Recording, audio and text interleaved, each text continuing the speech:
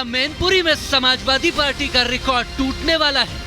क्या यादवलैंड में भगवा लहराने वाला है? क्या टूट जाएगी 28 साल की परिपाटी?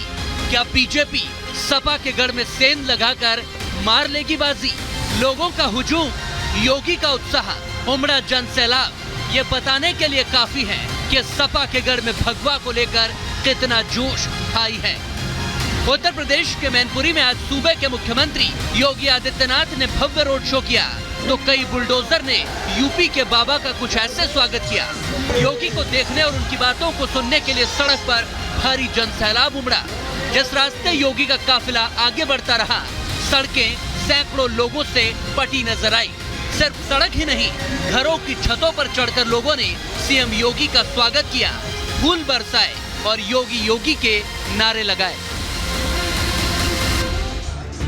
योगी भी लोगों के अभिवादन से अभिभूत नजर आए। हाथ हिलाकर तो कभी हाथ जोड़कर अभिनंदन स्वीकार किया, विक्ट्री साइन दिखाया। मैनपुरी में सीएम योगी ने बीजेपी के उम्मीदवार जयवीर सिंह के समर्थन में रोड शो किया। लोगों के उत्साह को देखते ही उन्होंने मैनपुरी में बदलाव का ऐलान कर दिया। जो माहौल है उस माहौल को ध्यान में रखते हुए मैनपुरी भी इस बार परिवर्तन की राह पर चल रहा है। आपके उत्साह के माध्यम से स्पष्ट दिखाई दे रहा है। सपा और कांग्रेस का एक गठबंधन भारत को एक बार फिर से गुलामी पे धकेलने की साजिश का हिस्सा है। योगी यही नहीं रुके, उन्होंने सपा और कांग्रेस के गठजोड़ पर भी निशाना साधा। आरक्षण के अधिकार में सेंध लगाने का आरोप लगाया और साजिश के तहत पिछड़ों का अधिकार अल्पसंख्यकों को बांटने की बात कही। प्रयास किया जा रहा है कि कैसे भी हो देश के अंदर अनुसूचित जाति, जनजाति और पिछड़ी जाति के आरक्षण के अधिकार पर सेंध लगाकर उसको अल्पसंख्यकों को बांटने की साजिश कांग्रेस और सपा के द्वारा एक और करने का कुत्सित प्रयास हो रहा है, तो दूसरी ओर इनके द्वारा देश के अंदर मुस्लिम तुष्टीकरण की पराकाष्ठा पर चलते हुए गौ हत्या को प्रश्रय देने के कुत्सित चेष्टा भी कांग्रेस कह रही हम करेंगे। जिस मैनपुरी को यादवलैंड के नाम से जाना जाता है, जो पिछले 28 सालों से सपा का गढ़ है, वहां पर योगी ने सपा को आस्था के साथ खिलवाड़ का आरोप लगाकर घेर लिया और इनको सजा देने की जनता से अपील कर डाली।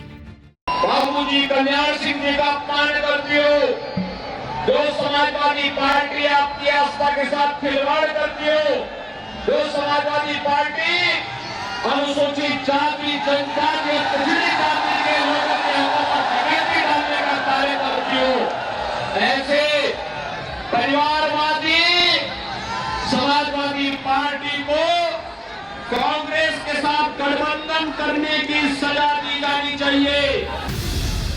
मैनपुरी में 7 मई को तीसरे चरण में वोटिंग होनी है। सपा की तरफ से डिंपल यादव तो बीजेपी की ओर से जयवीर सिंह के बीच इस बार सीधी टक्कर है। ऐसे में मैनपुरी में परंपरा दोहराई जाएगी या बदलेगी, ये 4 जून को साफ हो जाएगा। Bureau report, Republic Bharat. और इस बीच बड़ी खबर मिल रही है, जहां आपको बताएं सीएम योगी के फेक वीडियो मामले में एसटीएफ ने बड़ी कार्रवाई की है। नोएडा के बरोड़ा से श्याम गुप्ता को गिरफ्तार किया गया है। ये बड़ी खबर इस वक्त की आपको बता रहे हैं। फेक वीडियो मामले में सीएम योगी का जो फेक वीडियो सामने आया था, उस मामले में एसटीएफ ने एक्शन लिया है। नोएडा के बरोड़ा से श्याम गुप्ता को गिरफ्तार कर लिया गया है। श्याम गुप्ता ने ट्विटर पर यह वीडियो पोस्ट किया था। सोशल मीडिया पर माननीय मुख्यमंत्री उत्तर प्रदेश का एआई जनरेटेड एक डीप फेक वीडियो अपलोड कर वायरल किया जा रहा था। उक्त प्रकरण में थाना cyber crime commissionerate Gautam Buddh Nagar पर अभियोग भी पंजीकृत किया गया। प्रकरण की जांच यूपी एसटीएफ द्वारा की गई, जिसमें अभिसूचना संकलन के उपरांत आज दिनांक 2 मई को अभियुक्त श्याम गुप्ता निवासी बरौला सेक्टर 49 गौतम बुद्ध नगर मूल निवासी लखीमपुर खीरी को गिरफ्तार किया गया है।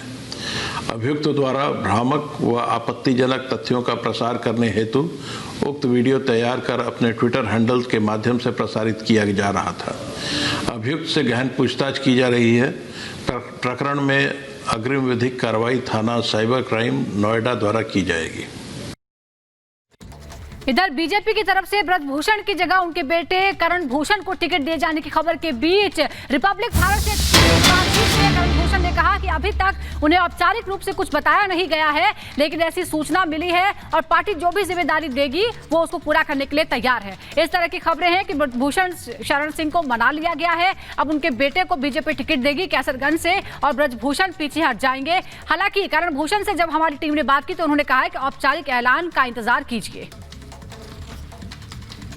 स्वागत है आपका और अगर टिकट मिल गया तो बधाई हो आपको। चलिए बहुत बहुत धन्यवाद। लेकिन अभी कोई आधिकारिक सूचना तो नहीं हुई है, कोई घोषणा नहीं हुई है। अभी बस आपस हित मन में जो थोड़ी बहुत बात ऐसे सबको पता लगी। फोन वगैरह आया? नहीं, अभी कुछ फोटो नहीं। पिताजी के पास? नहीं, अभी इसकी जानकारी मुझे नहीं है। तैयार है आप चुनाव लड़ने के लिए? अब अगर पार्टी दायित्व देती है तो मैं उसका निर्वहन अपनी पूरी क्षमता से करूँगा। इस सीट को लेकर बहुत पशुपेश की स्थिति रही। 2 महीने का वक्त निकल गया, चुनाव बहुत सर पे खड़े हैं आपके और ऐसे मौके पे टिकट मिलना चुनौती बढ़ाता है आपकी, क्योंकि बहुत कम वक्त मिलेगा प्रचार के लिए आपको। नहीं, ऐसा कोई बात नहीं है। जैसे ये लोकसभा कहा जाए तो हमारा घर है और हम लोग जैसे मेरे पिताजी को 35 साल यहाँ से सांसद रहे हो चुका है, तो ये हम लोग का घर है और घर में मैं अपने सब परिवार हैं इन्हीं के बीच रहा हूँ और आशा करता हूँ कि अगर कुछ ऐसा होता है तो सब साथ में रहेंगे और हम लोग। बसपा ने टिकट फाइनल कर दिया है, अपना समाजवादी पार्टी बीजेपी की तरफ देख रही है कि जैसे बीजेपी का टिकट फाइनल हो तो वो भी अपनी ओर से प्रत्याशी उतारे। बीएसपी ने ब्राह्मण प्रत्याशी उतारा है। यहाँ पे लगता है चुनौती बढ़ जाएगी, त्रिकोणीय मुकाबला हो जाएगा। अभी उतनी जानकारी हम लोग को नहीं हुई है। अब फिर अगर बात वही है कि पार्टी दायित्व देती है फिर उसमें आगे देखा जाएगा। आप तैयार हैं? बिल्कुल तैयार है। कार्यकर्ता तो आपके उत्साह में दिखाई दे रहे हैं। अच्छा, जो थोड़ी खींचतान दिखाई दी हमें 2 महीने में टिकट को लेकर, मिलेगा नहीं मिलेगा, परिवार से बाहर मिलेगा, परिवार में मिलेगा तो किसको मिलेगा, निर्दलीय चुनाव लड़ेंगे, ऐसी बहुत सारी अफवाहें चलती रहीं। इन अफवाहों को लेकर क्या कहेंगे आप? हम सब पार्टी के कार्यकर्ता हैं और राष्ट्रीय नेतृत्व का जो डिसीजन होगा वही सब पालन करेंगे यहाँ पे।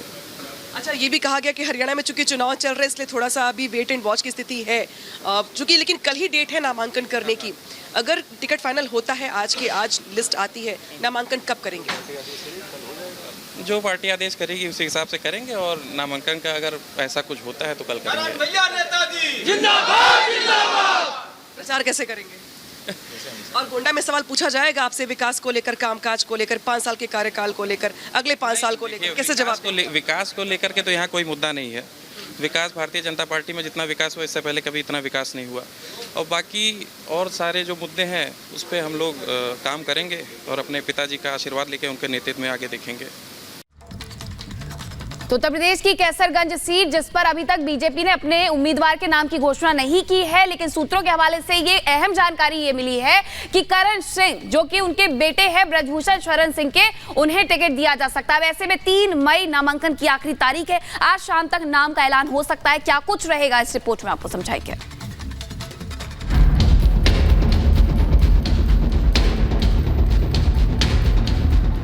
कैसरगंज पर खत्म होने वाला है सस्पेंस। उम्मीदवार पर बीच का रास्ता निकाल सकती है बीजेपी। ब्रजभूषण शरण सिंह की जगह बेटे को मिल सकता है टिकट। यूपी की बहुचर्चित सीट कैसरगंज की चुनावी तस्वीर जल्द साफ हो सकती है।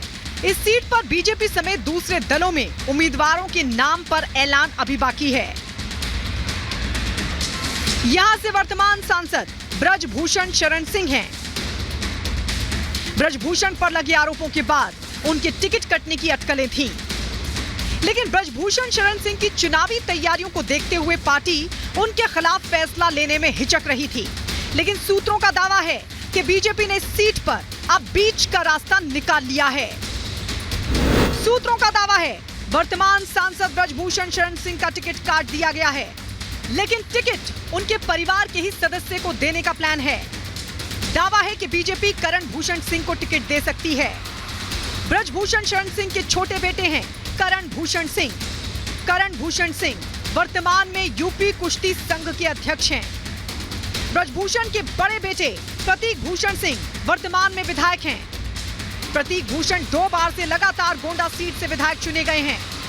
पहली बैठक शुरू की, दूसरी बैठक हमने रगड़गंज ब्लॉक की, आज पहली बैठक जरोल रोड में की, दूसरी बैठक इस समय हम कटरा में कर रहे हैं। कल पहली बैठक हम विशेषरगंज करेंगे, दूसरी बैठक फिर हम कर्नलगंज करेंगे, 26 तारीख को न्योता करेंगे, 27 को टिकट का इंतजार करेंगे, 28 तारीख को लगन बहुत है न्योता करेंगे और 29 से दाबम दाम मचा देंगे। तो सब कार्यक्रम फिक्स है, भर्तियां तैयार है, दुल्हा गायब, लेकिन दुल्हा मिले और अच्छा दुल्हा आपके पसंद के मिले। बोलो भारत माता की। आपको बता दें, महिला पहलवानों ने कुश्ती संघ के तत्कालीन अध्यक्ष और सांसद ब्रजभूषण शरण सिंह पर शोषण के आरोप लगाए थे। इन आरोपों को लेकर कोर्ट में केस चल रहा है। आरोपों के बाद ब्रजभूषण शरण सिंह के टिकट पर पेच फंस गया था, लेकिन ब्रजभूषण शरण सिंह ने ग्राउंड पर अपना काम और प्रचार जारी रखा हुआ है। यहां तक कि चुनावों के ऐलान से पहले ही उन्होंने अपना प्रचार शुरू कर दिया था। माना जा रहा था कि टिकट ना मिलने पर ब्रजभूषण शरण सिंह निर्दलीय चुनाव भी लड़ सकते थे। इलाके में उनकी पकड़ को देखते हुए एसपी और बीएसपी ने भी आखिरी वक्त तक अपने प्रत्याशी के नाम का ऐलान रोके रखा था।